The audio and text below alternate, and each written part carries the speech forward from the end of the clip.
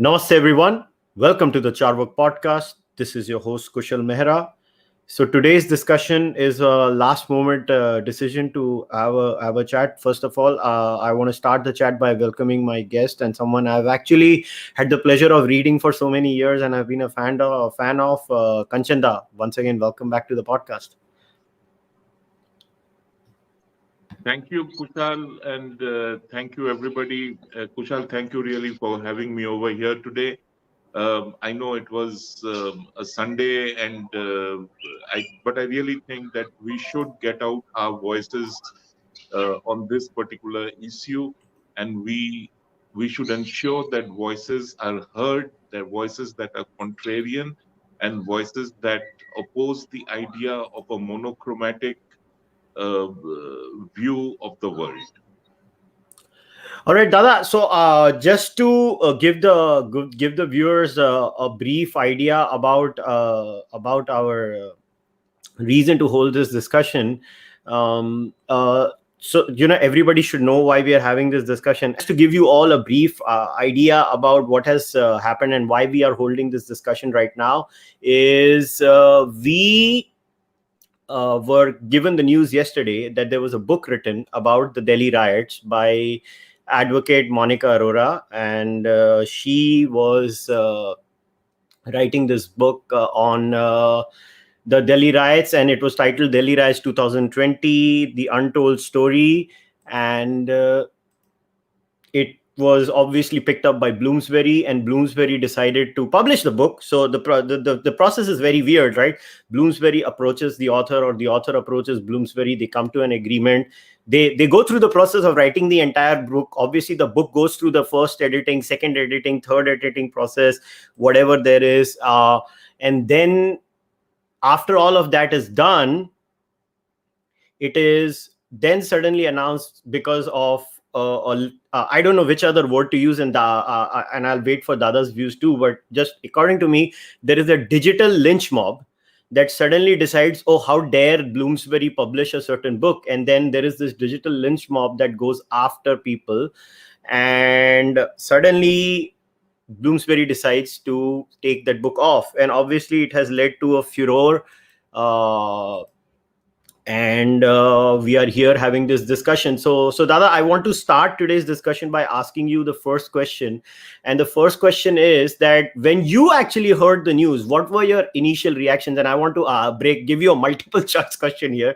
Was your initial reaction like, here we go again, or ye to hona hi tha kind of a thing, or it was more of a surprise?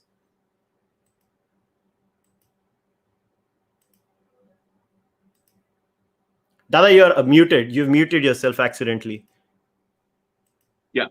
Yeah. No, I was genuinely surprised, and more than surprised, I was shocked because publishers have a contractual obligation to their writers, to their authors.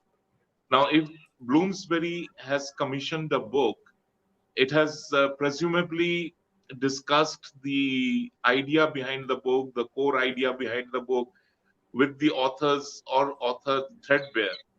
They would have also gone through the manuscript. They would have also vetted the manuscript, fact checked it, and then they would have started the process of printing and publishing the book. Now, the book was scheduled for publication in early September. It was already listed on Amazon, and pre-publication orders were being accepted. The Kindle edition, I understand, was live, and yet suddenly yesterday they announced that they are backing off, that they are canceling the publication. And the statement which was issued by Bloomsbury India was an untenable statement. I mean, they said that we are offended by the people who were called for a book release event because we would not want to associate with them, and we have a larger social obligation, and that's why it's a social responsibility or obligation, and that's why we are calling off the publication of the book.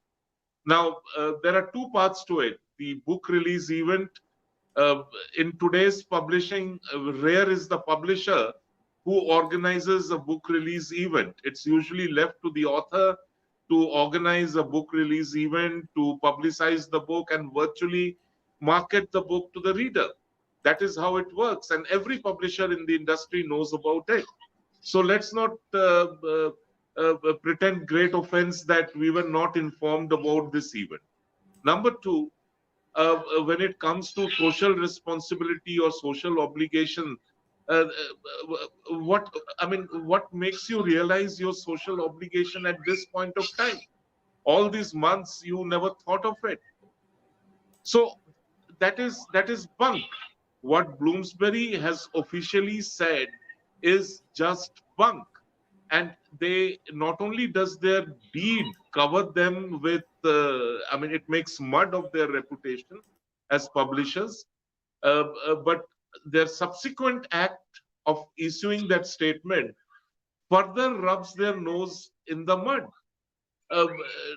It's a loss of credibility for the publisher. Now that is the first part of it. We will come to the book later.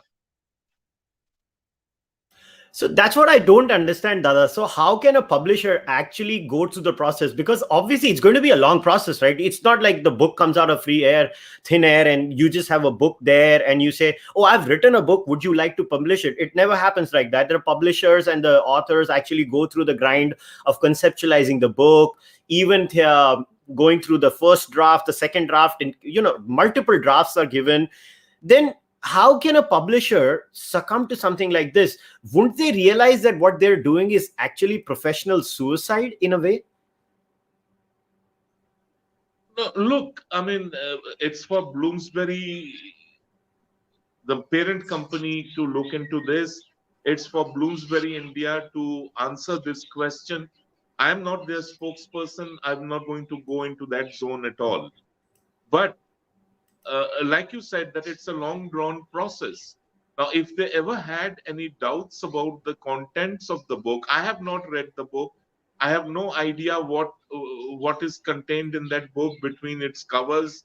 But it is clearly the authors are aware of it and the publishers are aware of it. So it is only fair to presume that the publishers would have gone through the contents and they would have approved of it. So therefore, their statement now that because of our social responsibility or obligation, we are cancelling its publication, it doesn't wash. It's hogwash. So and frankly, again, I'm not interested in the decision of Bloomsbury per se, because it can always be argued that the publisher, after all, is a private sector entity, and it can risk litigation and call off publication, and there have been such instances in the past. And one book which comes to mind, somebody had written a book on Muhammad, and that particular book, and I don't want to go into the contents of the book, that book wouldn't find a publisher, because every time a publisher agreed to even look at the manuscript, there would be a flood of threats. And this I'm talking about in London, the mecca of publishing in the world. And it happened over there. And finally, when one publisher agreed to put it out, his office and his home both were firebombed. So and finally, I think the book was published somewhere anonymously in America.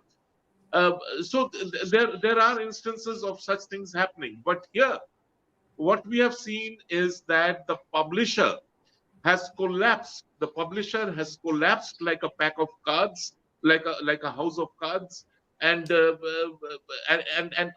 we are witness to a very sorry spectacle where the publisher is actually groveling before a bunch of activists, bully activists, who sort of demanded that the publisher cancel the publication of this book. So it was not a cancellation on merit, it was a cancellation under threat. And we should be worried because this cancel culture, which has already traveled far and wide within the Western world, is now hitting Indian shores. We have seen how op editorials in American newspapers are no longer subject to scrutiny for their merit, whether they are worth publishing or not. But they have to comply with the worldview of a certain set of people to to sort of feature on that page. And Yeah, that is exactly what is happening here now. yes, so Dada, you had actually written a thread on this too, and honestly, you had quoted Ornab Roy or Ray, and even Sanjeev had chimed in on this. And I think all three of you are talking about a much larger malaise. It's not just about this book per se. I mean, you've just mentioned about cancel culture. It's along with cancel culture, what comes off as if there is some sort of this cozy club or an incestuous club where only the ideas that I want to hear or listen to will be entertained. No other idea would be entertained. It doesn't matter whether the book by itself has its merit or not. It has to be stamped by a certain purity and pollution checking group, and if that purity and pollution checking group does not approve of it, it does not pass the muster of the publishing house, till the extent that even after announcing that the book is going to be put out, the book is taken off. So can you actually talk about this cozy club that decides who's kosher and who's not? Again, Kushal, there are three parts to it really. One is the English language publishing industry, because India has a very huge book publishing industry. There are publishers who publish a large volume of books, some good, some bad, um, as is usually the case with publishing books. And that publishing industry is in the other Indian languages, whether it is Hindi, Marathi, Tamil, Telugu, Malayalam.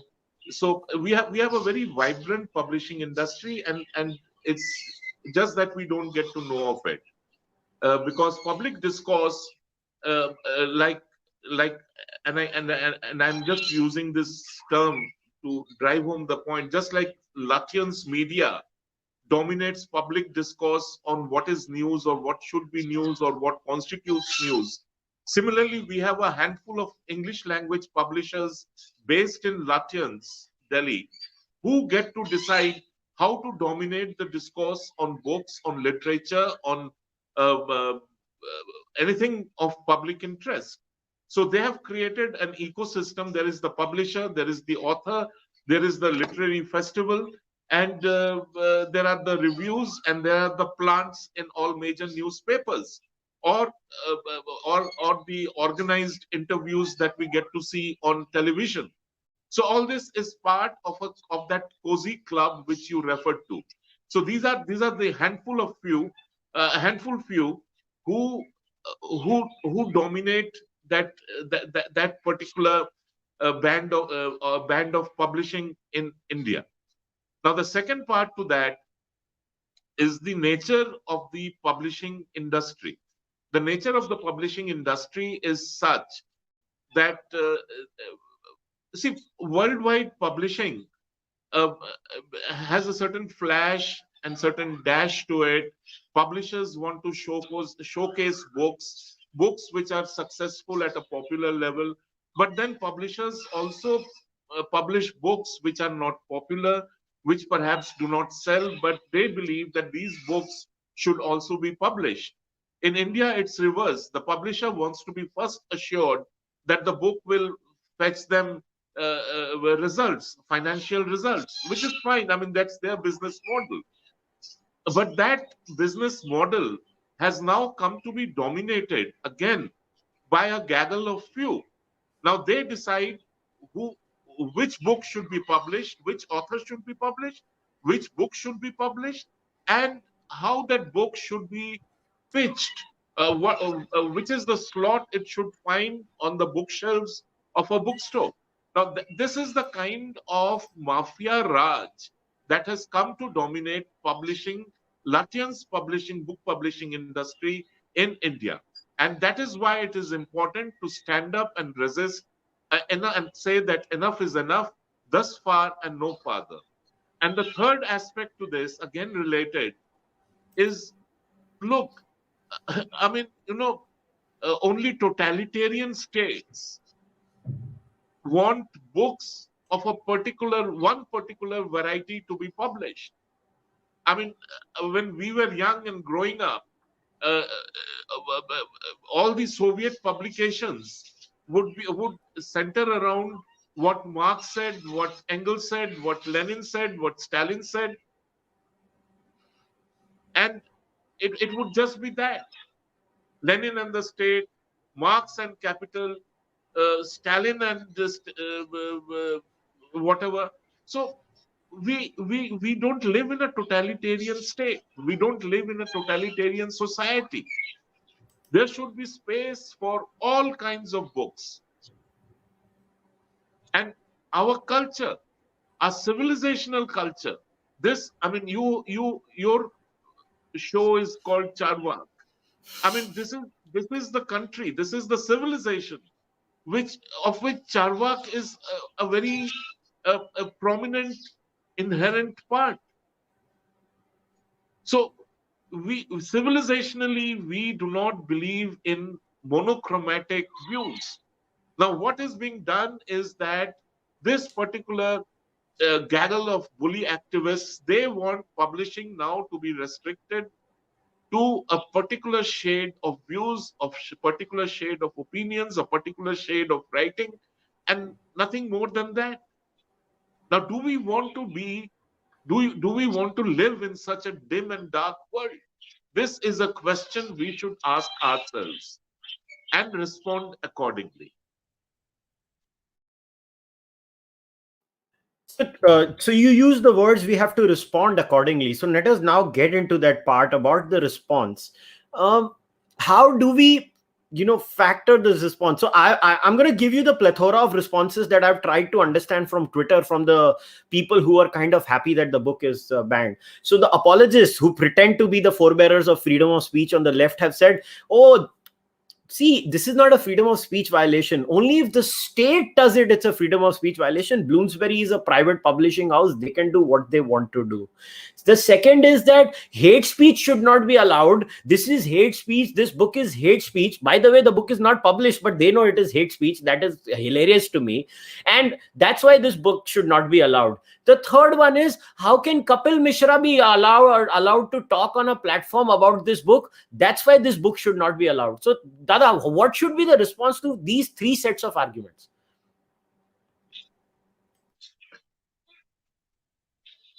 The first part of it about free speech. Now, it is for the state to guarantee free speech. It is for the Constitution to enshrine free speech. But then subsequently, it is incumbent upon all institutions, whether of the state or even if they are non-state actors or players, it is incumbent upon all to comply with what is constitutionally guaranteed. Now, let me look at it in reverse. This same Lord keeps on saying, "Oh, you must be secular. You should not say this because it is not secular.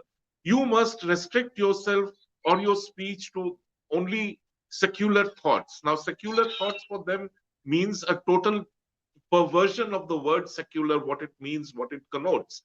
But I could argue that it is incumbent only on the state to be secular. In our case, because the state has declared itself to be secular, it is only incumbent upon the state to be secular. It is not incumbent upon citizens to be secular. I don't have to be perforce secular just because the state is secular. So long as I do not violate any law of the state which has been framed within those secular credentials, and I mean law. I don't mean just fanciful ideas about idea of India or whatever.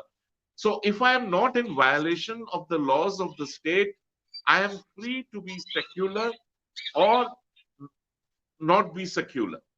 But when it comes to free speech, we say that it's only incumbent upon the state to impose or ensure free speech, not on individuals. So you cannot have it both ways. If you think that society must also be secular because the state is secular, therefore society must also endorse free speech if the state allows free speech. Now that is one part of it. Second, you said about the concept of sorry, I forgot. It The was hate speech part. The hate speech the part. now again, as I said, that just as I do not know what is contained between the covers, I do not know anybody who is opposing the publication of this book who would know what is contained between the covers, unless the publisher has violated the basic fundamental principles of publication and the contractual obligations which every publisher enters into by sharing the contents with these people, which is which would be, if it is true, it would be extremely alarming. Now we don't know, if we do not know what the book says, what the book contains, how can we presume that it is hate speech? And under Indian law, we do not have legally defined hate speech, but what we have are constraints on free speech. So something which speech that promotes enmity between communities, and this has to be proven. This has to be there has to be evidence admissible in a court of law to prove this contention. It cannot be your opinion versus my opinion. I will say that no, it does not promote enmity, and you will say no, it promotes enmity. Your opinion is of no consequence. It has to be proven in a court of law, so there has to be legally admissible evidence. So unless your speech is promoting enmity between communities, or it is, or what you are saying is posing a threat of imminent violence, that means you say it right. Whatever I am saying right now plays out as violence within minutes, within hours, or within a day, or within a week. Again, that requires, since you cannot have pre facto evidence to prove that what I am saying is going to cause violence, you have to actually wait for violence to happen to say that, look, this is what I said, and therefore this is what caused it. Now, again, that is open, that is for the courts to decide. Now, when we come to Kapil Mishra, the third part of your question, I, I have never met Kapil Mishra. I have only read about him. I know of him from whatever I have read in media and whatever I have heard of him on television. So he has as much of a right to be on any platform that invites him. He did not force himself on this platform. He did not gate crash on this into this platform. He was invited. So he has as much of a right to be on any platform as any of the people who are objecting to his presence on this platform. I mean, how can you? This is untouchability. You talk about lofty ideas of equality, fraternity. Of you want to be the voice of the suppressed people, and yet you practice the worst form of untouchability. You want to deplatform someone because of his views, because of his ideas, because of his thoughts, because of what he says. If you have a problem with what he says, or what his views are, what his opinions are, you can shut your ears, you can close your eyes. You don't have to listen to him, you don't want, or her, you don't have to watch him or her. And if it is something more extreme than that, I think we have a mechanism in place called the state apparatus to deal with it. You cannot become the thought police, you cannot become the conscience keeper, you cannot become the Praetorian Guard to protect all that is good and virtuous. I totally agree with you. So, Dada, just one more follow up to this, and then we can get into what kind of a response do we give. So, there is another side that has come out of the left and has said, oh, you people in the right wing or the non left in India have no right to talk about free speech. Where were you when Wendy Donager's book was taken off from circulation? Where were you? It's very interesting, Dada, that, some of us, you included, I clearly remember you being one of them who stood up for Wendy Donager's right to be published in India too. But the point is that I thought whataboutery was not allowed by the left. Abhi whataboutism bhi shuru ho gaya hai. So how do we do this? So whenever it suits someone, whataboutism is taken out of the card. Whenever it's suiting someone, they will say, oh, but what about Wendy Donager? Well, the point was, I thought there were some of us who were consistent during the Wendy Donager issue. There are some of us who are consistent at that time. So what would you like to say to those people in the left who are accusing everybody in the non-left of that? See, I have been very consistent on three things. No book should ever be proscribed. That means no book should be banned. Two, no book should be barred from publication.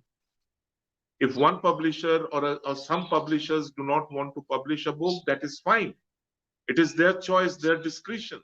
But if a publisher wishes to publish a book, then others cannot force that publisher to depublish that book, to cancel that book.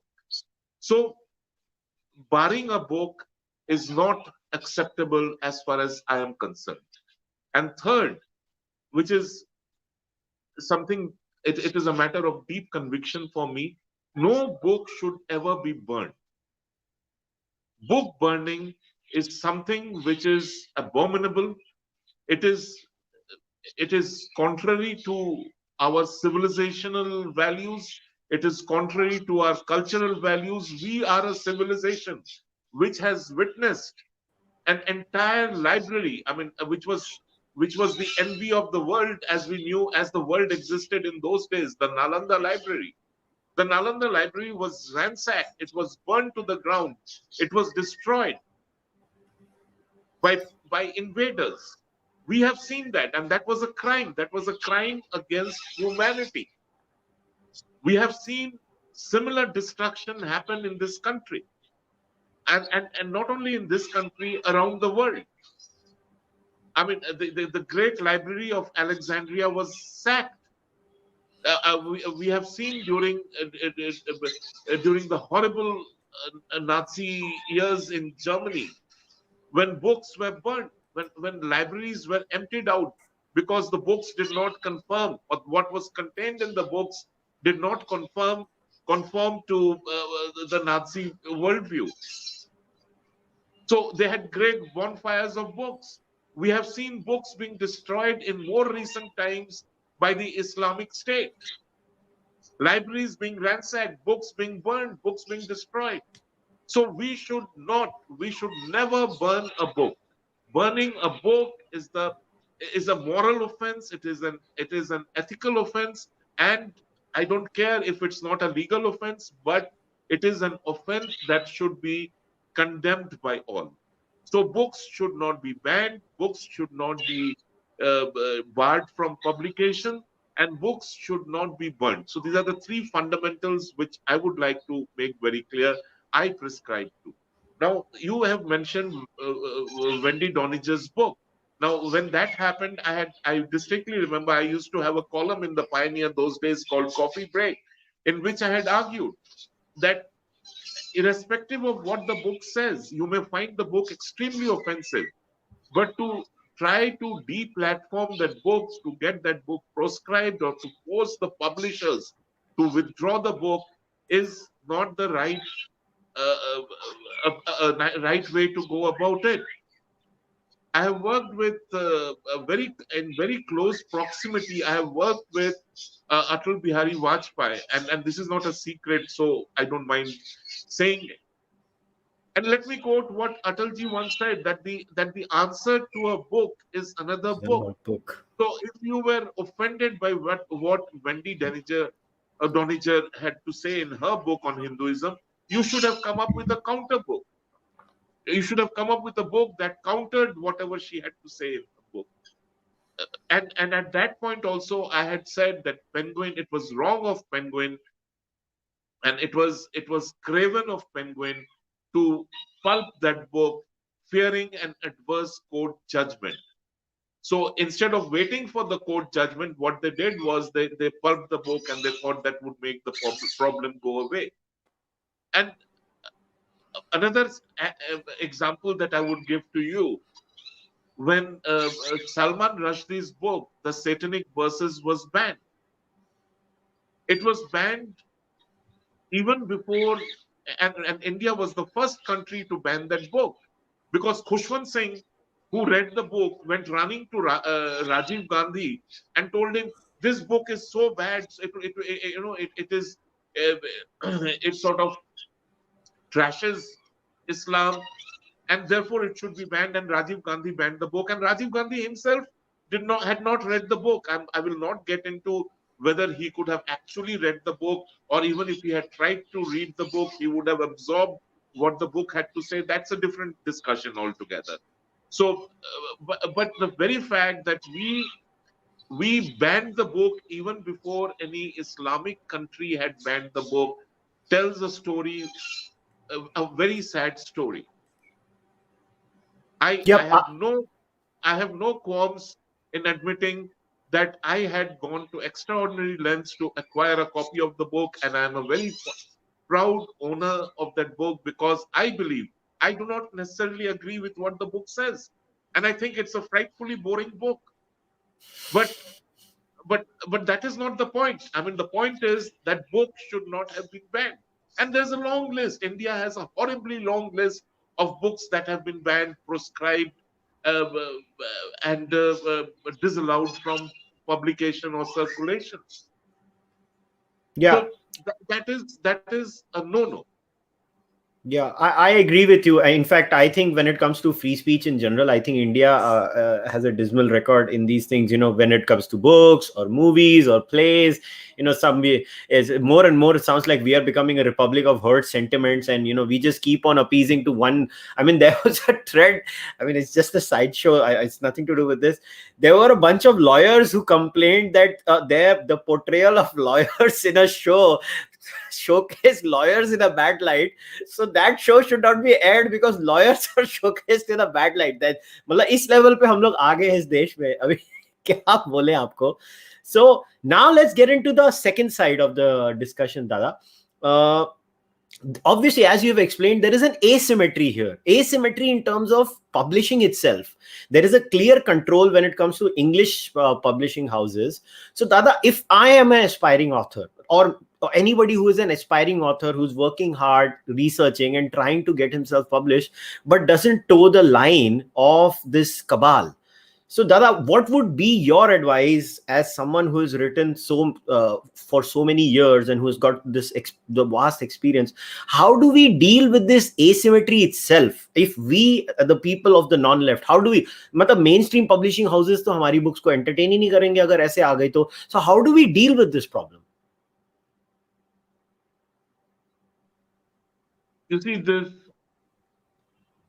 this bullying, this attack, this assault that we have seen in the past few days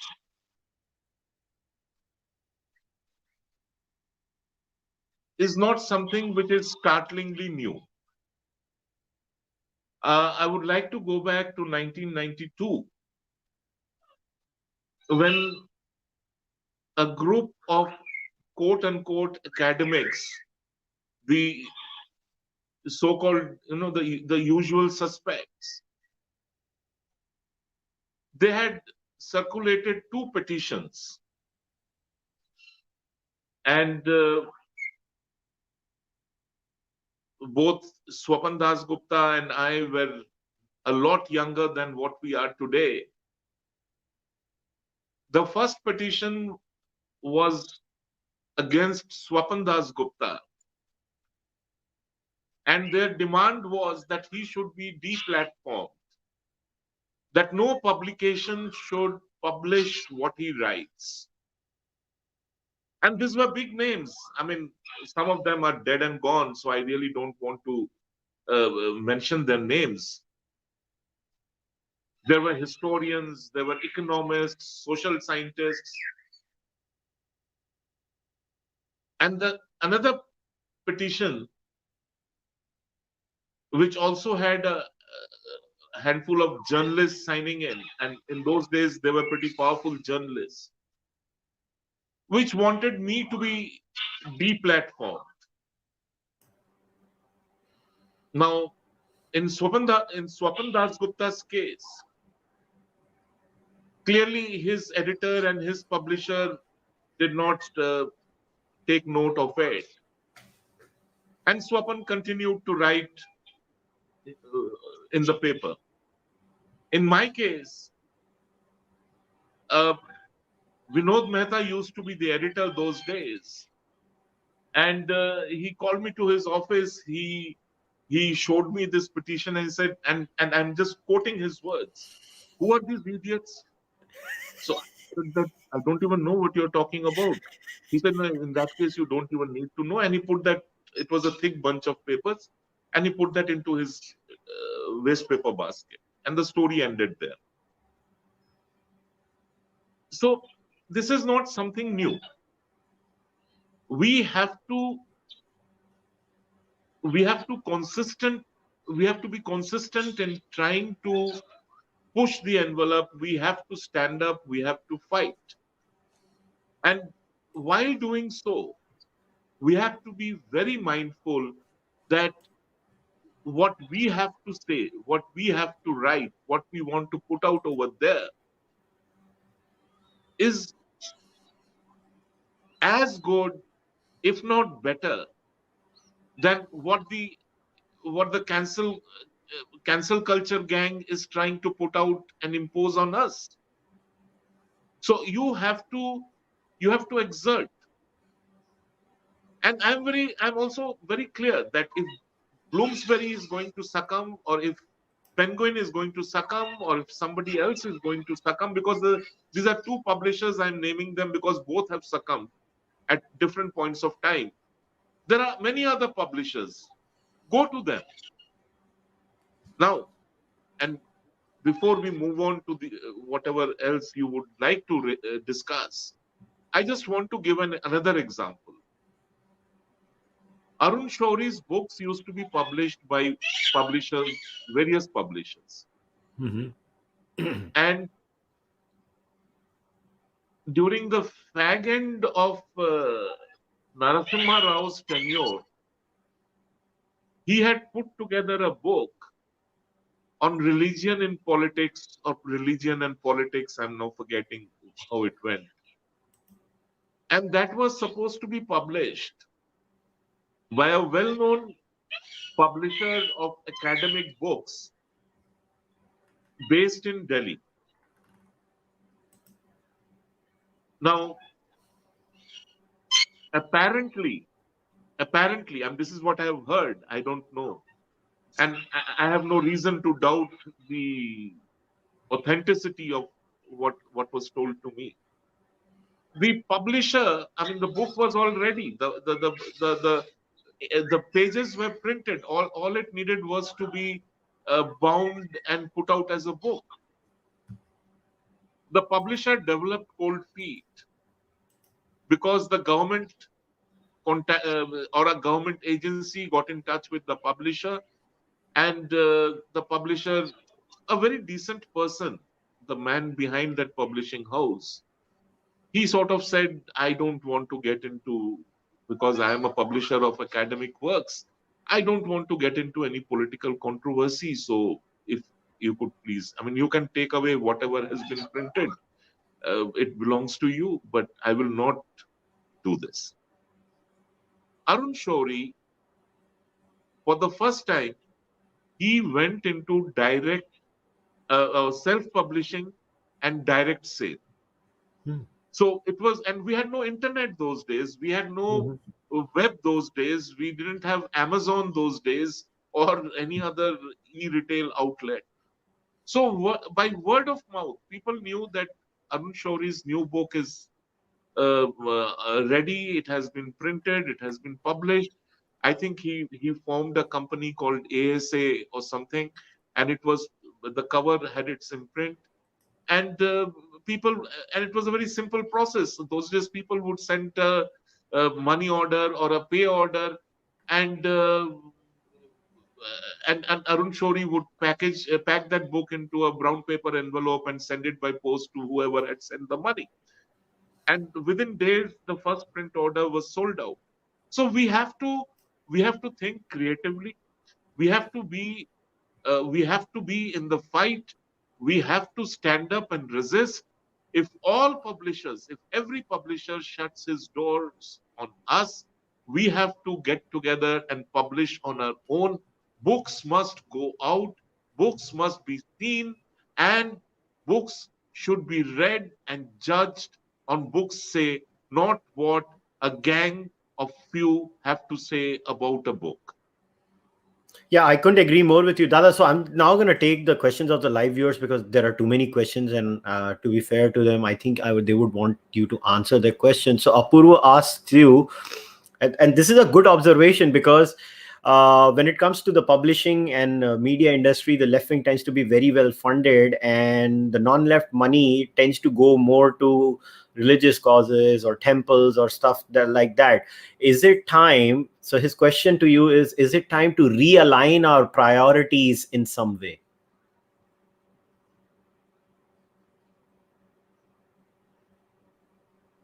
I do not think the left, or what passes for the left,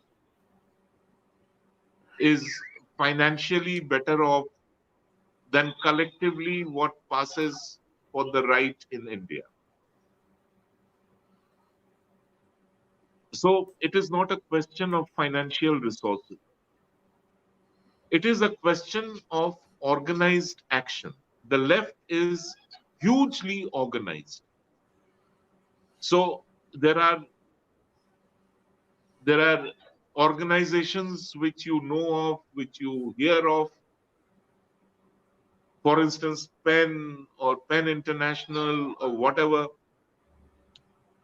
Uh, there are Progressive Writers Forum, this forum, that forum, Jaipur Literature Festival, or this festival or that festival.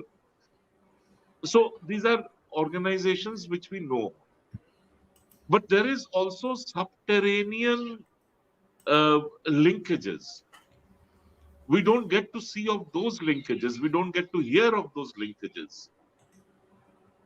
They have their own telegraphic code. Within minutes, they can mobilize a mob, as it happened with this book. I mean, frankly, I had not heard of the book till the controversy erupted. Yeah. And that was only a few days ago. So within days, literally within days, they could organize a global gang. People in America, people in Europe, people in India, and it was amazing. That mobilization was amazing. It was almost like the mafia sort of mobilizing its sleeper cells. And this is what the non-left must learn. So one, A, you are not short of resources. B, you need to think strategically. You need to organize. You need to have your own networking. You have to have your own platforms. Three, you have to be intellectually more powerful. You have to be intellectually more sharper. You have to be intellectually more smarter than the left.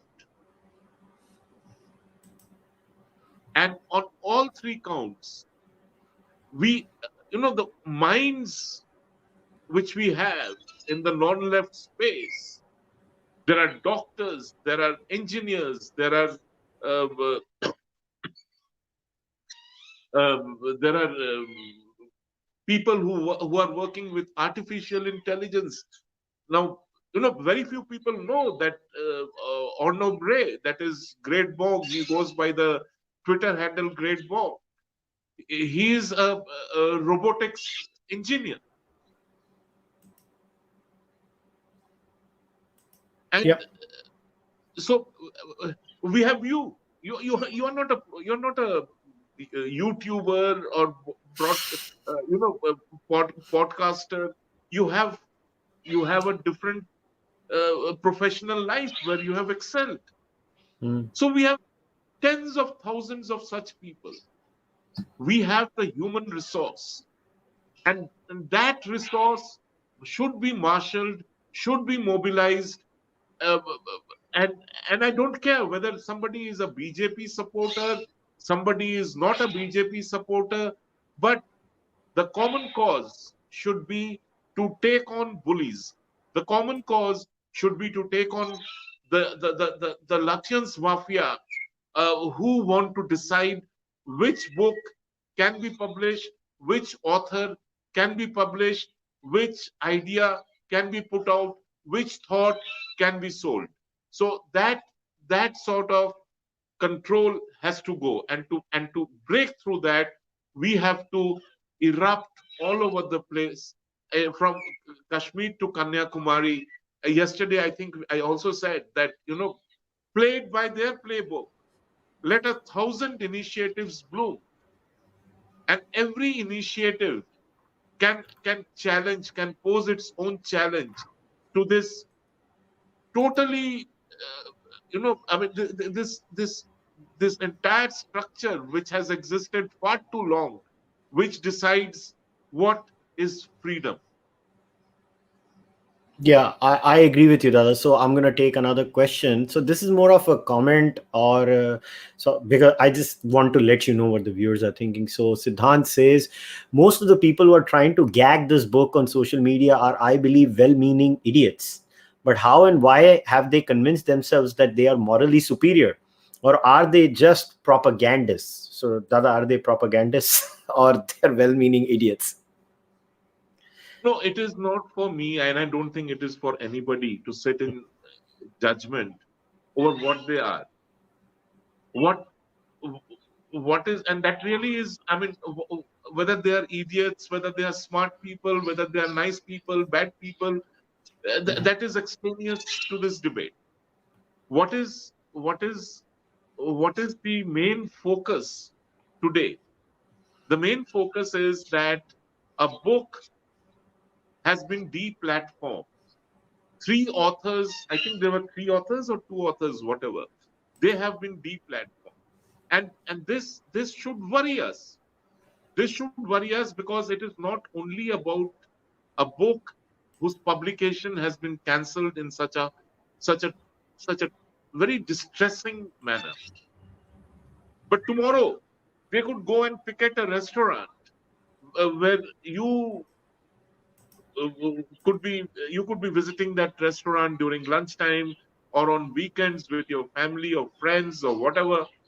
They could go and picket that restaurant and say that, no, we do not agree with this man, or we do not agree with this woman. This man or this woman are horrible people. They have horrible ideas. They are hate mongers, and therefore you shall not allow them to enter your restaurant. If you allow them to enter your restaurant, then we are going to picket you. This could extend to a hotel. This could extend to a venue. This could extend to a club. This could extend to a, mall. Anything. I will give you, and I will explain this by example. There have been two editions of the Pondicherry Literary Festival till now. Uh, so the first edition of PLF, which was in 2018, it was a very humble effort. It was really a very humble effort. There was no big money floating around. There were no sponsors. There were no corporates backing the festival. And yet, the, the, the same gang, the same gang brought about pressure on the particular institution whose premises the festival was supposed to use for its panel discussions and interviews and things like that.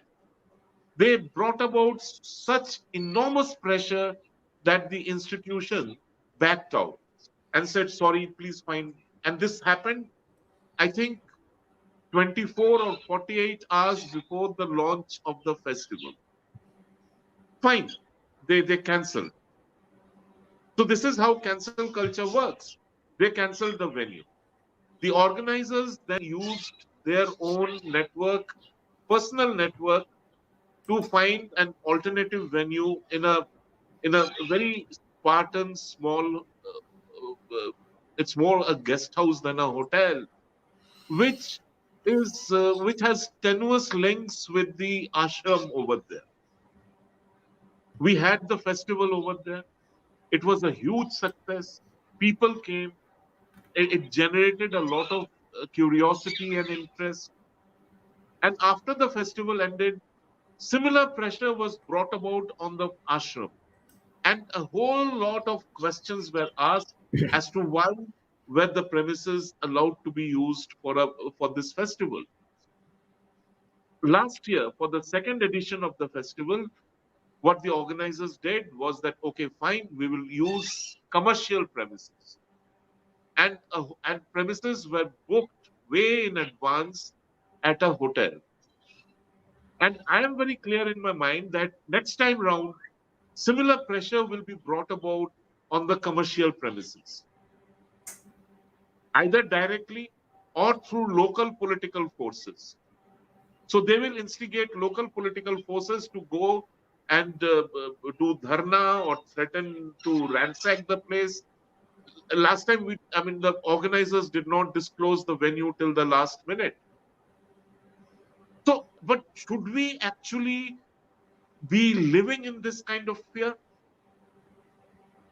Should we actually be so afraid that we will have to be surreptitious in what we do, what we say, the way we live?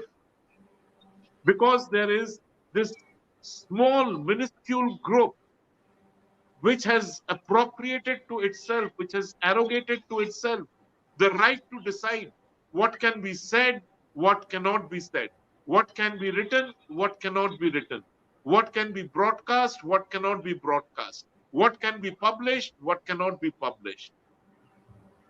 Yeah, I agree with you. So a couple of questions about publishing, and it seems like there is a budding author amongst us. So Vivek Sinha says, and he starts with the story that even Amish Tripathi had said earlier, his first book was rejected multiple times due to the Hindu mythology topic. I wonder why, he says.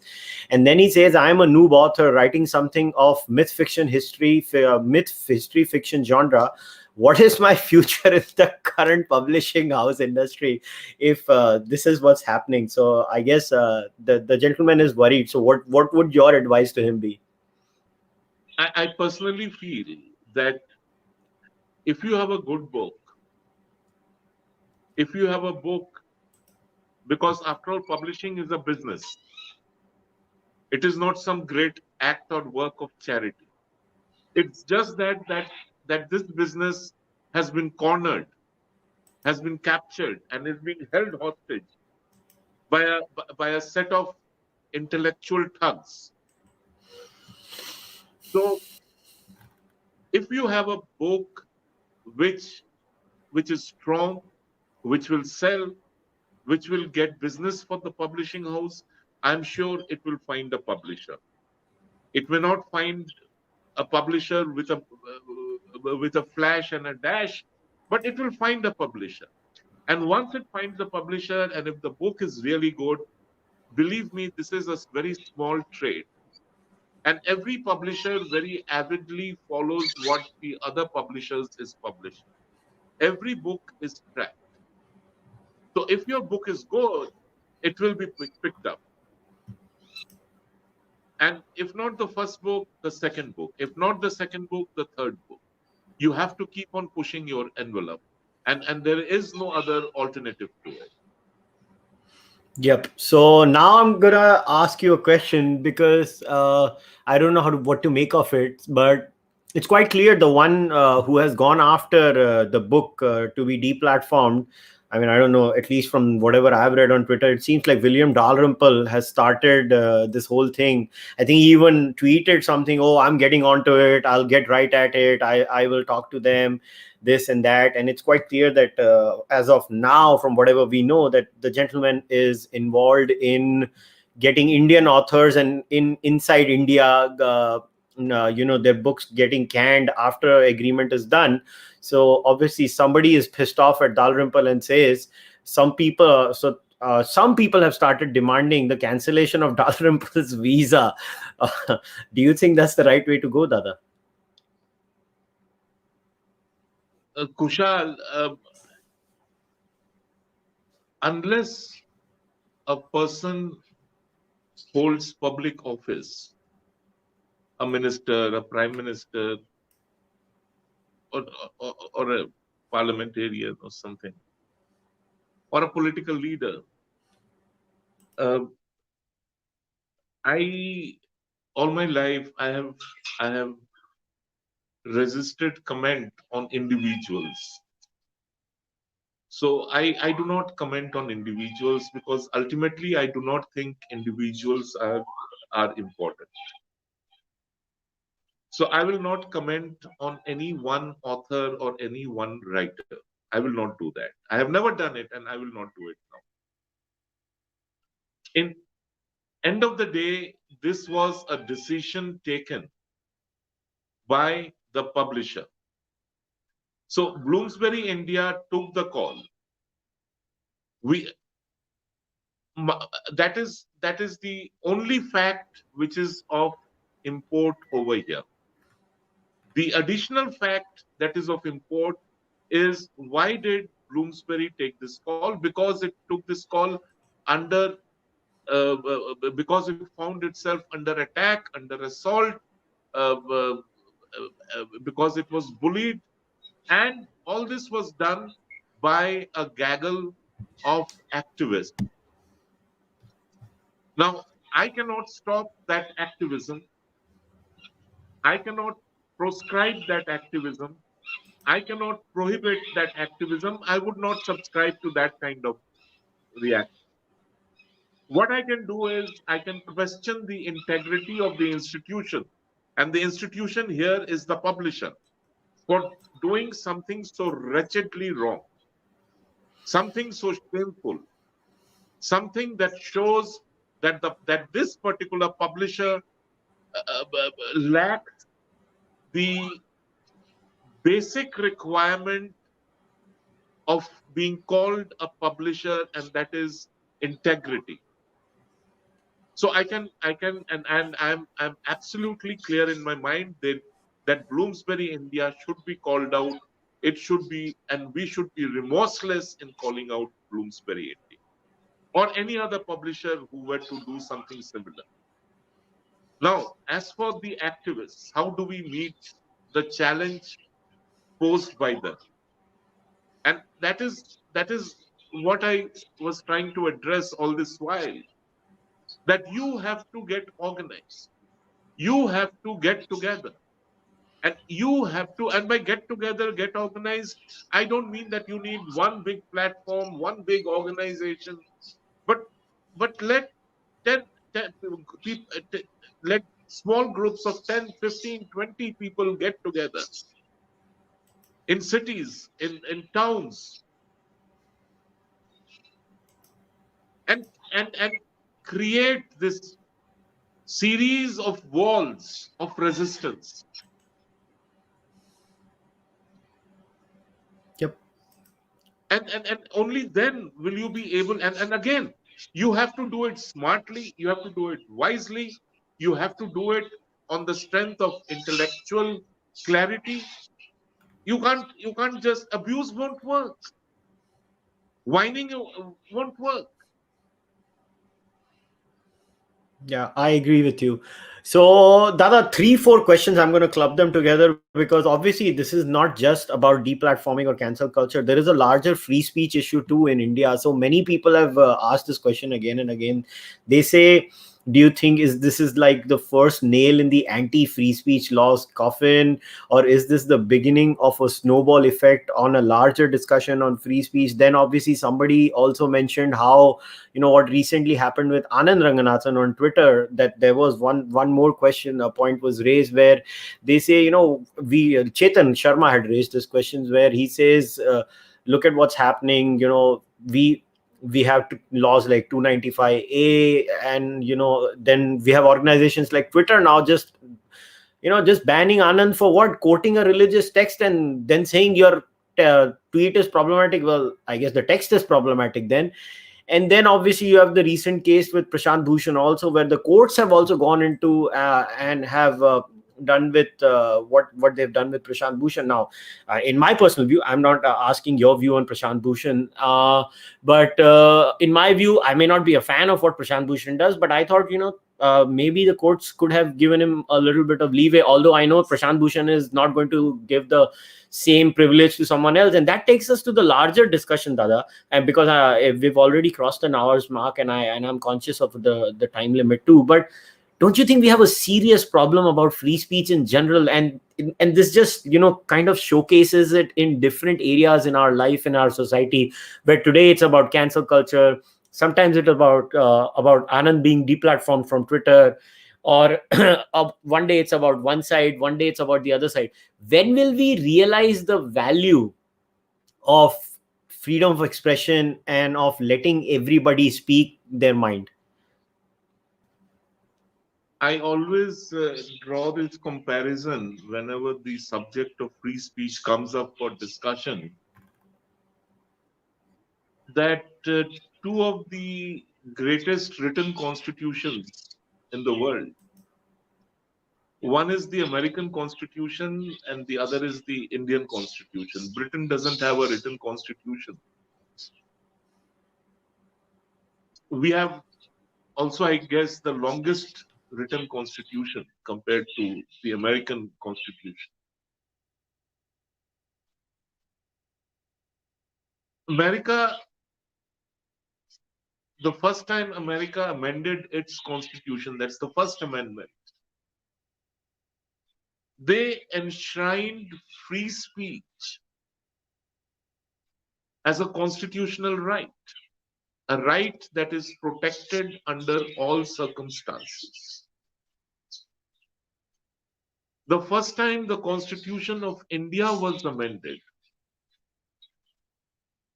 the original constitution allowed every citizen absolute and total free speech. And then, to their horror, the, the politicians of the time, the political leadership of the time, they discovered that people are lampooning them, drawing cartoons, writing stuff against them. How could they allow it to continue? So, our first constitution amendment, that is our First Amendment, India's First Amendment, brought about curbs or restrictions on free speech. And those restrictions are also listed. But to be honest, barring those 2 years of Mrs. Indira Gandhi's emergency, when the fundamental rights were suspended, and we had to live with a totalitarian state, barring those 2 years, by and large, every citizen is allowed free speech in a very wide and broad uh, sense of the term. Now, I will give you an example. One of the encumbrances on the free speech that we are allowed is that you shall not criticize a country with which India has friendly relations. Again, barring those early few years when Mr. Jawaharlal Nehru was very conscious about not allowing any criticism of his friendly relations with with certain foreign countries. I mean, it was not really about India's friendly relations. Barring those few years, I can't imagine any other instance where anybody has actually been jailed or punished for criticizing a country with which India has friendly relations. Even on promoting enmity between communities, unless there is a political impulse, authorities rarely take offense or take notice of that. So I mean, look at Indian media. I mean, they keep on saying, "Oh, fascist state, intolerant state. Uh, we are not allowed freedom." But look at the media. Mainstream media is steeped in fake news. Mainstream media is steeped in hate. And that is the only word which comes to mind. Hate against the current political leadership of India. Mainstream media is steeped in in absolutely baseless allegations aimed at tarnishing the image of the current political leadership of India. And yet, we are told, oh, signs of fascism, signs of intolerance, signs of fascism. And again, fascism is not something which is state specific. An individual and a group of individuals, an organization of individuals, a gathering of individuals can also be fascist. And I say this, and and you, Kushal, must have seen, I do not use these terms very lightly, whether it is fascist or Nazi or whatever. What we have seen in the last 1 week happen with this book, this is fascism. This is how fascism happens. You have, it's a dumb charade, and behind that charade, things happen, and people get deplatformed, people cease to exist. And that is fascism, and that is what we have witnessed. And if people want to, and I say this with full responsibility, if people want to understand what is fascism and why we should be worried, what we have witnessed in the last 1 week exemplifies the fascist mindset. It exemplifies how fascism works. It exemplifies the price we, the people, pay when we allow fascists to take over public spaces. Yeah, I agree with you, Dada. And I'm just going to leave you with one last question and a couple of comments. And the comments are hilarious. I have to, I have to say one. So Chetan's comment is hilarious. Chetan says, in my opinion, the preamble of our constitution was written as a social media post to get likes and retweets. so there you go. I think he's talking about the amended preamble, which where Indira Gandhi added the secular and socialist part to it. I think he's trying to say that Indira Gandhi was trying to get likes and retweets. Basically, his point is that we try to get attention through these things. And Anand's comment was that he's not very confident. He worries that there are just too many Indians who want others to do the hard work. I think this was in connection to you advising everyone that there are ways of getting your content out. But just one last question, Dada, and then we'll wrap it up. Is I guess, a disgruntled BJP supporter saying that if this is how this cabal works, why do we still see BJP leaders, ministers still going and launching their books? I mean, where is the self-respect when they have such disdain for the BJP leadership and the government? I do not see this debate through the prism of BJP or anti-BJP or Congress or anything, any other party. Uh, I have, I have again. I mean, because we live in a time where the personal is the political.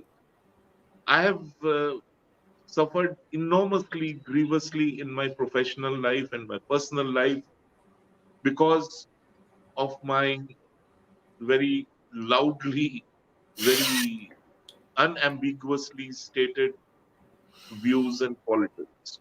Yeah, true.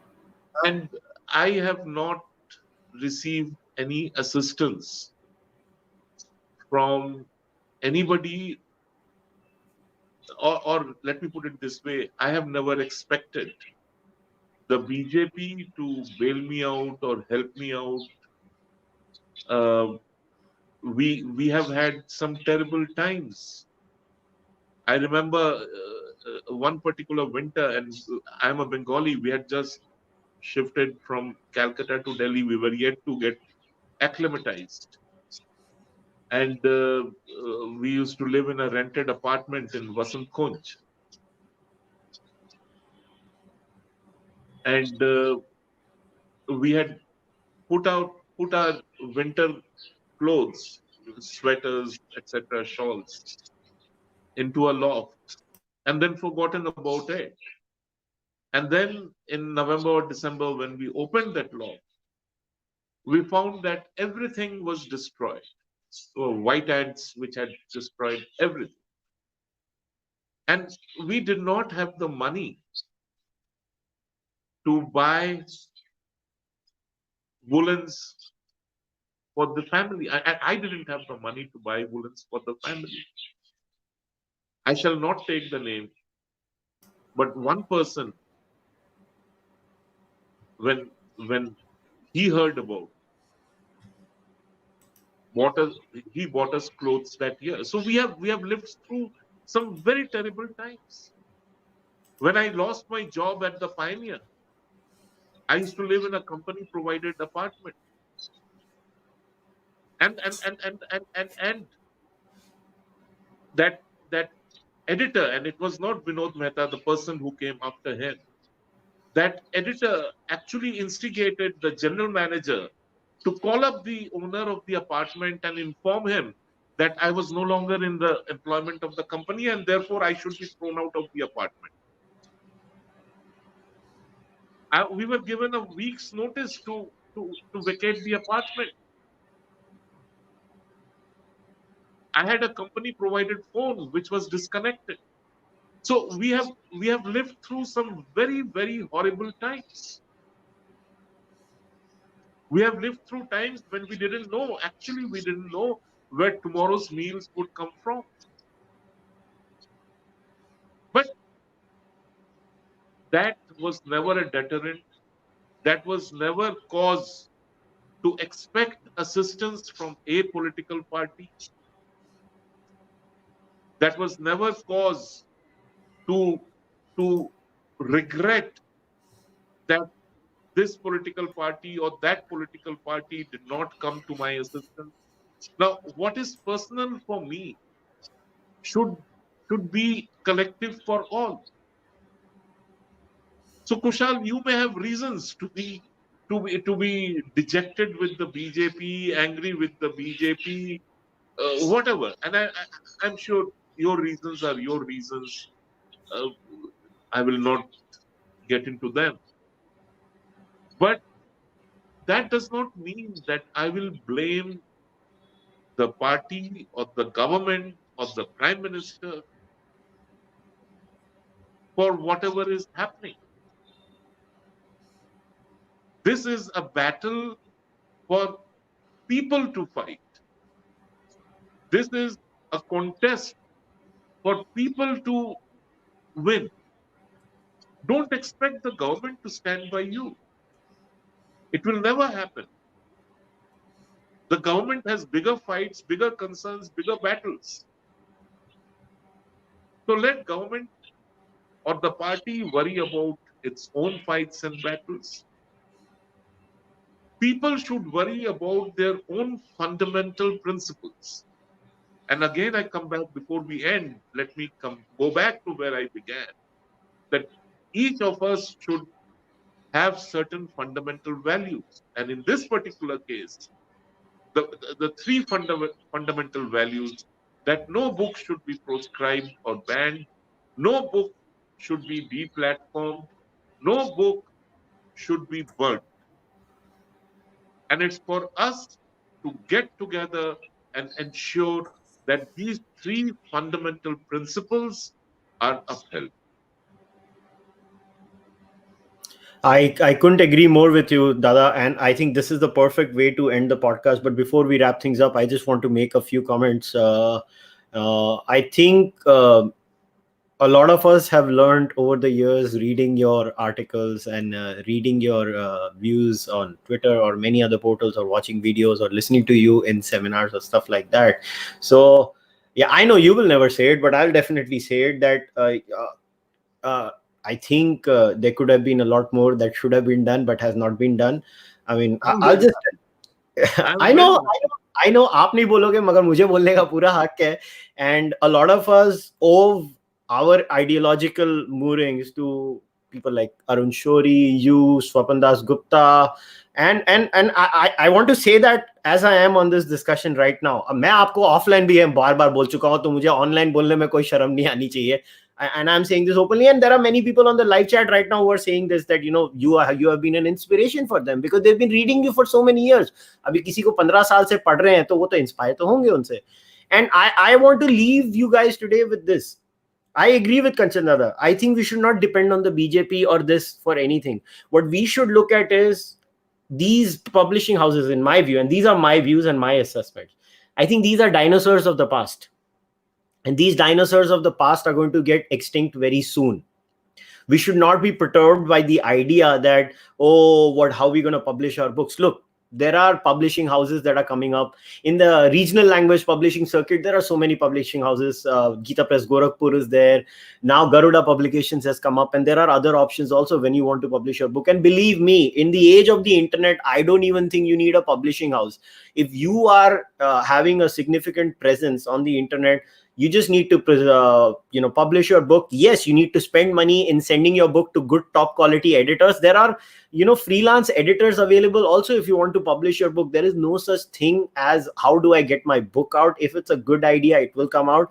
And I believe there should be a non-left publishing house that takes up non-left publishing. I mean, we all remember the struggles of Sitaram Goel, Ram Swaroop, and all those big behemoths of the non-left, and they all came up. Their books came out, we've read them. But what I want to tell you guys is, look, put your money where your mouth is. If you want ideas to win, they can't be done through charity. You have to support books. You have to buy books. You have to support authors. You have to buy their books so that they make some money. You have to support movies and plays which promote certain ideas. You have to support YouTube channels that promote certain ideas. You have to support podcasts that promote certain ideas.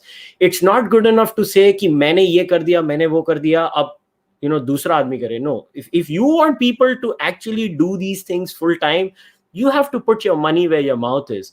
And एक तो वैसे ही हमारे पास इतने कम लोग हैं, so that's why I'm saying put your money where your mouth is. It is, and go to the next step. Each and every person. It is not about me or my podcast. Obviously, I'll say support my podcast. It's not a crime to say that. But I have never said just support my podcast. Support platforms like Swarajya, support Top India, support Mindmaker, support the Sham Sharma Show, support many others, support authors, support them. That's how you build. And I don't like the word ecosystem. Believe me, I don't believe I'm part of any ecosystem. I'm an individual who looks at ideas and talks about ideas.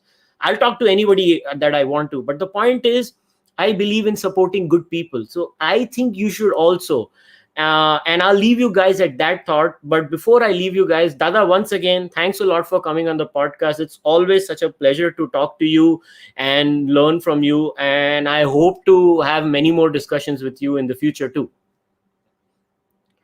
All right, guys, you know the drill. If you like the discussion, subscribe to the podcast, like it, share it. I think it's very important that as many people as possible listen to discussions like this. That's what I'm trying to do over here through the podcast. If you like what I'm doing over here, you can become a member of the YouTube channel or go on patreon.com/Cārvāka and become a supporter there. If you're a regular member on Patreon, anyways, you know, today at 9 o'clock, we're going to have our regular session. So I'll leave you guys at that note. Until then, namaste. Take care. Goodbye.